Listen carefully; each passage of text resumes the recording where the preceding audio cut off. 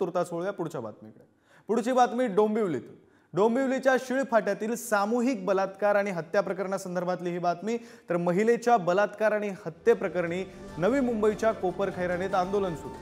आरोपींच्या विरोधात कठोर कारवाईची आंदोलनकर्त्यांची मागणी आहे। तर शिळफाट्याच्या मंदिरात 3 पुजाऱ्यांनी बलात्कार करून केली होती महिलेची हत्या।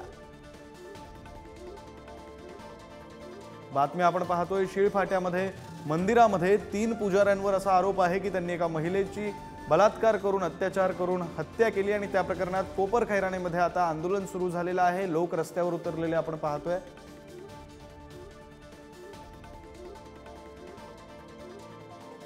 शिळफाट्याच्या मंदिरात 3 पुजाऱ्यांनी बलात्कार करून महिलेची हत्या केली असा त्यांच्यावर आरोप आहे आणि या प्रकरणात लोक जे आहेत ते आता रस्त्यावर उतरलेले आहेत। प्रतिनिधी शिल्पा नरावडे सध्या लाईव्ह आपल्यासोबत जोडल्या गेलेले आहेत। अधिकची माहिती त्यांच्याकडून घेऊया। शिल्पा, आपण पाहतोय कोपरखैराणेमध्ये लोक रस्त्यावर उतरलेले आहेत। 2 प्रकरणं आहेत, एक डोंबिवलीच्या शिळफाट्याचं आणि दुसरं उरणमधलं। दोन्ही प्रकरणांविरोधात लोकांमध्ये रोष पाहायला मिळतोय। काय नेमक्या लोकांच्या भावना आहेत?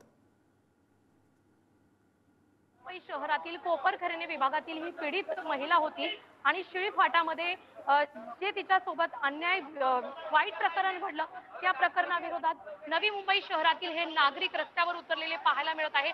आमच्या ताईला न्याय मिळालाच पाहिजे, आरोपींना लवकरात लवकर कठोर कारवाई करत फाशीची शिक्षा झाली पाहिजे असं या नागरिकांचं म्हणणं आहे।